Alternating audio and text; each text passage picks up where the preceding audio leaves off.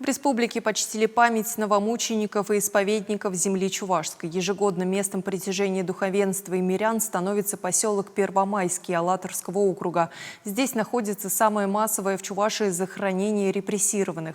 На кладбищенской земле, под которой безымянные могилы мучеников, совершили соборное богослужение под открытым небом.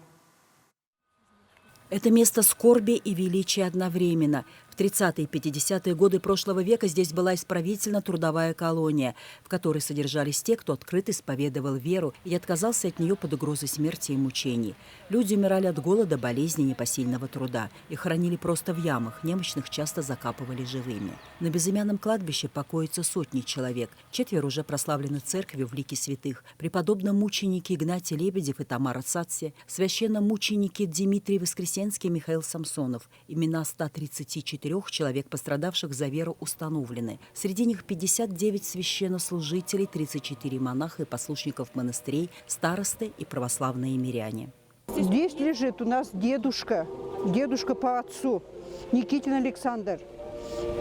Тот В 1942 году умер. из деревни Яндашево Марпасадского района. И таких историй не счесть. На божественной литургии, которую возглавил митрополит Чебоксарский Чувашский Савватий, молились за всех, кто остался несломленным в годы гонений, и за сегодняшнее поколение, чтобы не повторило страшных ошибок. На этих уроках истории мы должны учиться. Мы обязаны с вами молиться и помнить, что в любую секунду мы, мирные люди, можем оказаться в распре. В любую секунду могут начаться гонения на церковь. Будем просить Господа, чтобы даровал Он нам мир.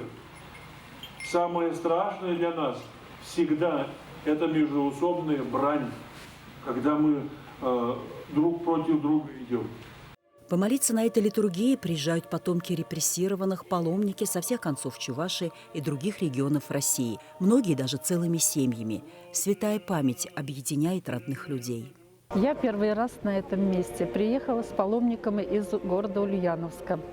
Такая природа впечатлила, прям такая благодать ощущалась тут, прям неописуемо красиво. Очень хочется, чтобы подрастающее поколение не просто слышали, но видели, чувствовали и понимали, что здесь ходить нужно осторожно, потому что мы ходим по предкам, по тем, кто сохранил нашу веру.